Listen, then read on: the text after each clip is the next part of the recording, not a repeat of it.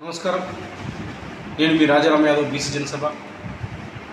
మీ అందరికీ రేపు జూలై 15వ తారీఖున జరగబోయే చలో సెక్రటరియట్ కార్యక్రమాన్ని విజయవంతం చేయడం కోసం తరలి రావాలని చెప్పేసి విజ్ఞప్తి చేస్తా ఉన్నాం.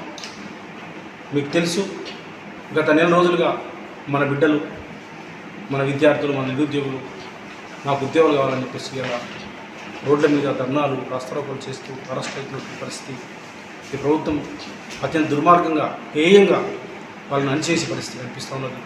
మన ఆడబిడ్డల్ని చివరికి పోలీస్ స్టేషన్లో నిర్బంధించి చెరబట్టి వాళ్ళకు నీళ్లు నిప్పులు లేకుండా చేసే పరిస్థితికి రేవంత్ రెడ్డి తెగబడ్డాడు.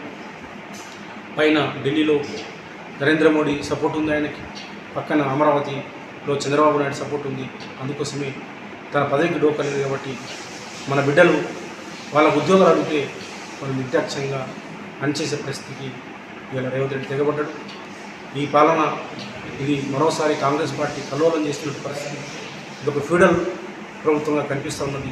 ఇది విష్ణు రామచంద్రరెడ్డి వారసత్వంతో కూడుకున్నటువంటి విష్ణు దేశముఖుల పాలనగా మనకు కనిపిస్తున్నది. అందుకోసమే ఈ మొండి ప్రభుత్వాన్ని, ఈ హేయమైన ప్రభుత్వాన్ని, దుర్మార్గమైన ప్రభుత్వాన్ని పోలీసులతోటి, మరి లాఠీలతోటి, తూటాలతోటి అణచేయాలని చెప్పేసి ప్రజల మీద తెగబడ్డ ఈ ప్రభుత్వాన్ని మరి ఖచ్చితంగా ఎదిరించాలంటే మనం ఖచ్చితంగా ఐక్యంగా విద్యార్థి నిరుద్యోగులంతా మరోసారి చలో సెక్రటరియట్ కార్యక్రమాన్ని విజయవంతం చేసుకోవాల్సిన అవసరం ఉన్నది.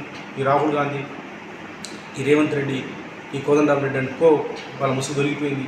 వాళ్ళ మన బిడ్డలకు ఉద్యోగాలు ఇవ్వడానికి సిద్ధంగా లేరు. అందుకోసమే వాళ్ళందరి కనివింపు కలిగేలాగా పెద్ద ఎత్తున మనం ఉద్యమం చేద్దాం. అందుకోసం ప్రజా సంఘాలుగా మేము ఈ కార్యక్రమం పిలిపించినాం. దీన్ని జయప్రదం చేయాలని చెప్పేసి అందరికీ విజ్ఞప్తి చేస్తూ ఉన్నాం. ఖచ్చితంగా మీరు రండి, కదిలి రండి. ఈ రేవంత్ రెడ్డి ప్రభుత్వాన్ని మరి ఖచ్చితంగా వాళ్ళ కనువింపు కలిగే పద్ధతిలో మనం ఉద్యమిద్దాం. మన బిడ్డల ఉద్యోగాలు మనం సాధిద్దాం.